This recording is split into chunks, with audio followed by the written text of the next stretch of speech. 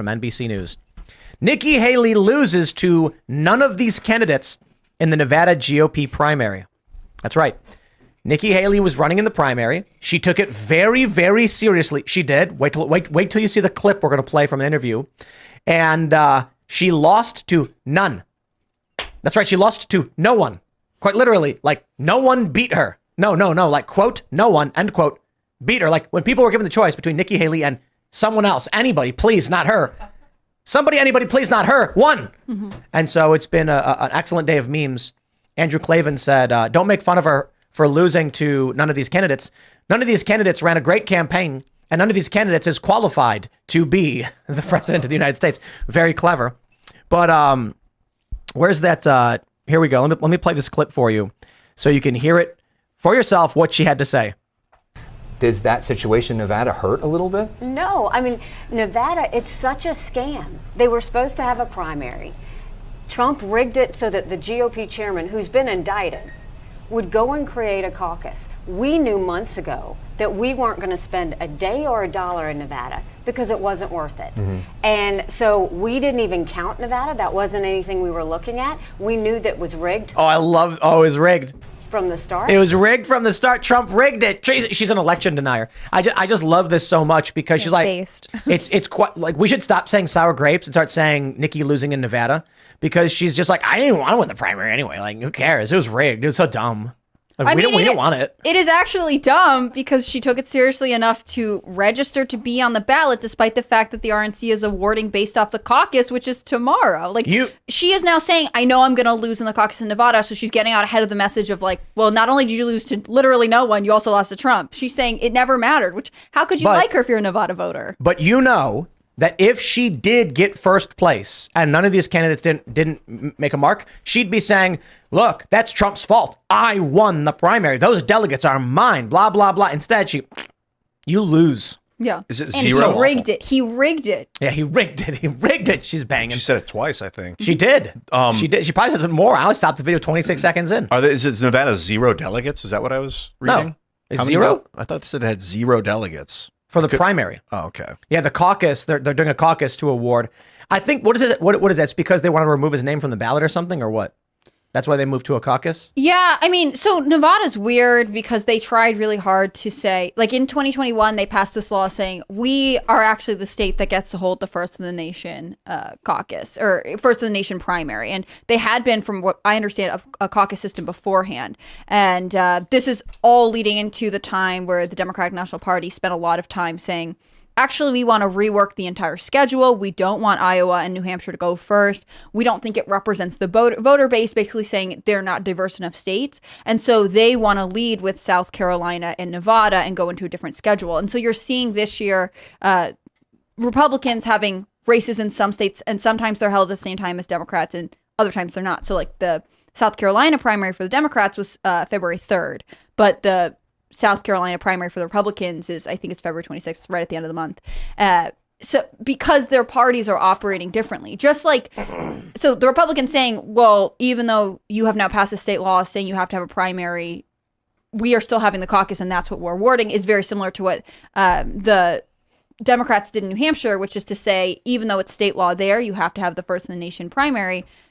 They discouraged the Democratic, New Hampshire Democrats from holding one, and they said, if you do, we won't award any delegates based on that. So you're just seeing this bifurcation of we want to control the order in which states vote. I just pulled it up. The issue is that they passed a law in 2021 to get rid of the caucuses. The Republicans said that's ridiculous. Primaries are not secure. And they said no. And they said, well, we're only counting the caucuses anyway. Yeah.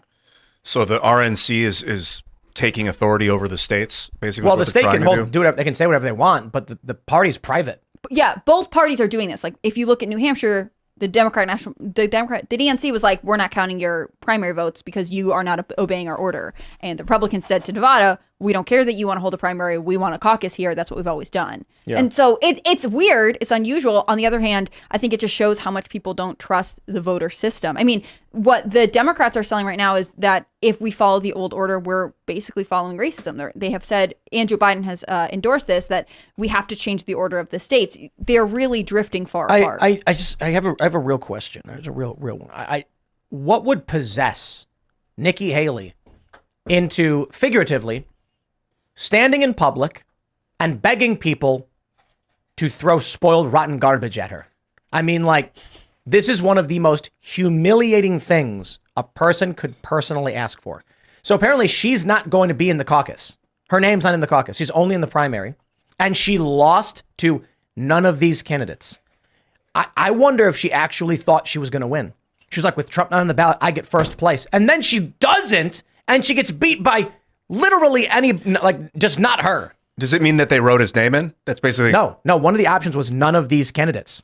You could vote for Quote, none of these yes. candidates, literally? And none beat Nikki Haley. Yeah. Wow. I By think like she thought double, she was- too. I feel like Like this, double it was double. I feel like this spin, I mean, it just reeks of insincerity and probably, focus group sessions of all of her big corporate and Democrat donors.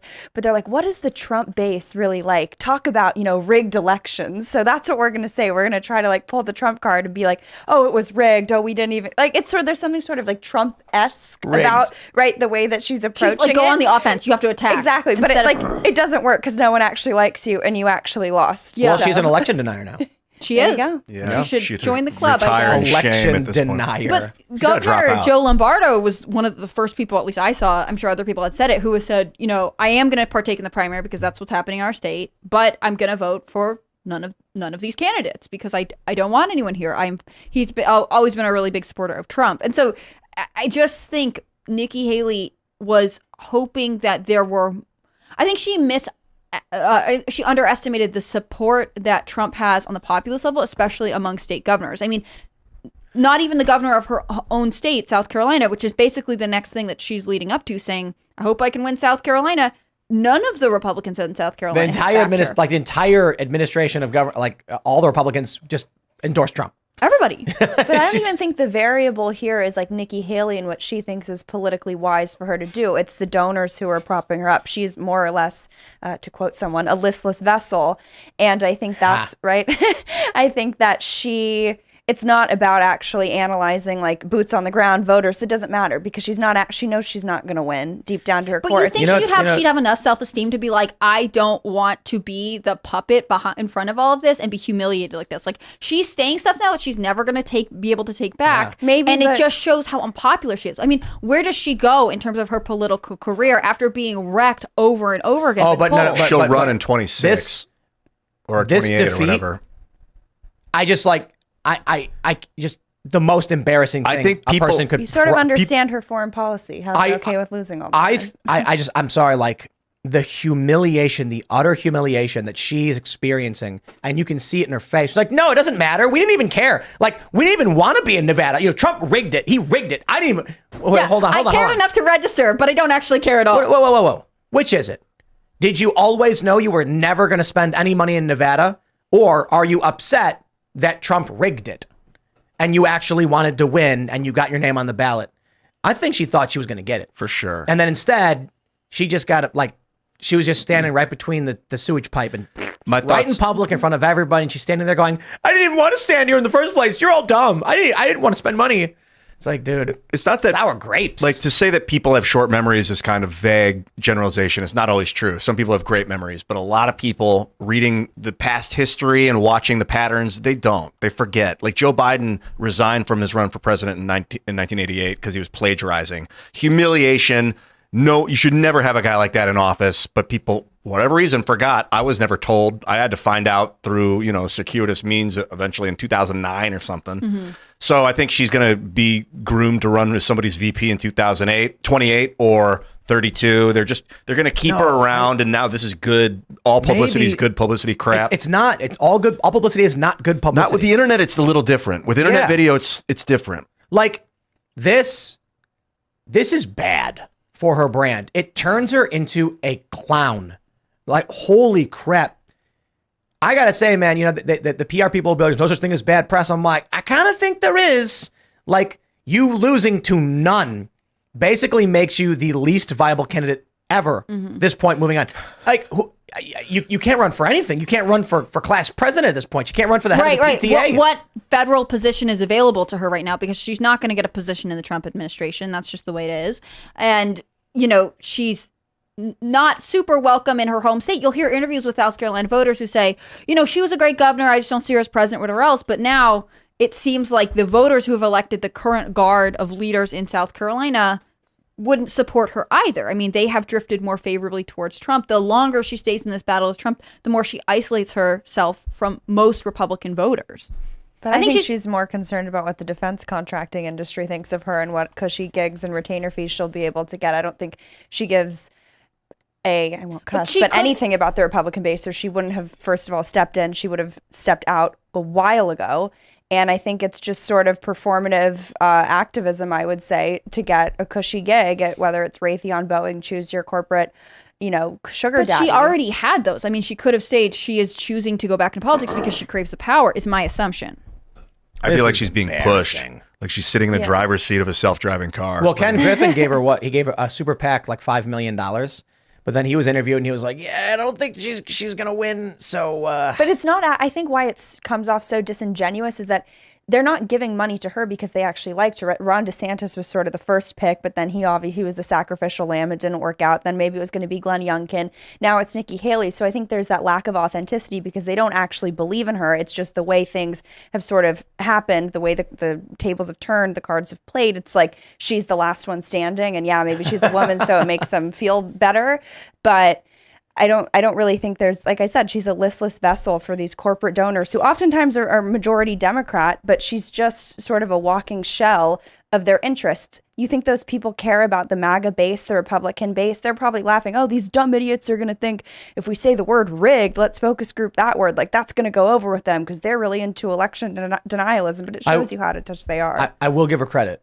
She learned how to talk while opening and closing her mouth. It was funny because I tweeted like, Nikki Haley, when she speaks, she doesn't move her teeth. And then it was kind of wild because there were people like, they got to be PR accounts, something defending her saying, your teeth don't move when you talk. And I was like, dude, your mouth opens and closes and your teeth are going up and down. But when she talks, she keeps her jaw still and she talks through her lips like this. It's like she's yelling at her dog. You know what I mean? Like, you're mad at your dog. That's the adjective. Terse. Yeah, is that what you're doing? Yeah. When you terse. like, how dare you? I will lock my teeth together. You got the garbage again. That's her energy style. Terse. Yeah, but in this, I noticed she looks terse. I don't know. She if she like actually figured out how to speak with opening and closing her mouth. She laughed nervously in the beginning of the interview. You can tell to she's a mess Nikki. right now. What is Nikki? There you go. You got to drop out, Nikki. Sorry, Nimrata. So these people that are funding her campaign, are they basically ready to profit off of global organization, like global finance, if the U.S. amalgamizes into this new world order thing peacefully? Just try and understand it. Ian, I think you're too self-centered. I think you got to understand it from their perspective. If someone came to you and said, blowing up a bunch of kids would put $1 million in your pocket, you'd say yes, right? I don't think so. I'd like to hear more about the plan before I say no, but no, try I and don't hear think it from so. her donor's perspective. You know what I mean? Like, you blow up a bunch of kids over there, you get money over here. Okay. Right. That's the argument. Okay. I'll play along. I'll Smedley Butler this. Tell me more. Smedley Butler this. Why would anyone in their right mind, like, I guess they just love blowing up. Why they would support this? This is what I'm wondering. I think there are a lot of people that are down or ready to profit on the transfer of power from the American-led economic order to the new global economic order. And they're like, we're going to make so much money off our BlackRock investments, off of... They already are. And so if Nikki... So they're willing to put $5 million behind Nikki because she's probably, what I would imagine, passively go along with it. Where Trump's and they like, all no! want to be That's the one Trump who change. has a president who's in their pocket, right? I mean, you want to be able to call in the favors. That's really why a lot of people donate to political campaigns to ultimately have influence over the candidate. That's exactly what we're seeing going on right now on the Hill, right, with this immigration bill. Like most American people, I think immigration is the issue that we're probably gaslit the hardest on, but most average Americans have absolutely no demonstrable benefit from allowing illegal immigration, right? It's a wage killer. It doesn't make our cities safer. But those same people who are donating to Nikki Haley's campaign, they love the open border. They love the cheap labor, right? They don't believe in sovereignty. I also believe there's an element of ideological compromise too. But I think for so long, we've been accustomed to politics where there's really no meaningful difference between Republican and Democrat, right? Whether it's the uniparty critique or however you want to perceive of it. But I really think that's why Trump was so transformational, because he changed that and made the Republican Party really a party of the working class. And even you see Punch Bowl's sort of analysis of what happened on the Hill today, specifically on that border bill, they said it was the death of the old Republican Party, right? It was so long, it used to be McConnell could get his, watered down conservative border bills passed because there wasn't meaningful pushback. And I think the Nikki Haley's of the world, the Ron DeSantis's of the world, it's sort of that deja vu to that like pre-2016 era politics where all of the Republican politics, it was like, let's just choose. Do we want to bomb Iraq or Syria? And how many kids do we want to kill? It was basically just like picking the same style of just basically neoconservatism. And I think that's why she's not going over well. But that dying guard of donor, they're not ready to give up yet, right? They don't roll over without a fight. And I would not want Nikki Haley to be my fighter, even if she's wearing heels, as I'm sure she'd be more than certain to point out. It's her ammo, though. I don't know what that means, but that's what she her said. heels, honestly, I have to say, as someone from LA, very into fashion, like her heels aren't even cute. Like, I don't know if I were going down the heel. Ooh, those are fighting words. They're ugly. Thanks for watching this clip from the Timcast IRL podcast. Hang out with us live Monday through Friday at 8 p.m. and become a member over at timcast.com for uncensored, members-only shows exclusive. Thanks for hanging out, and we'll see you all next time.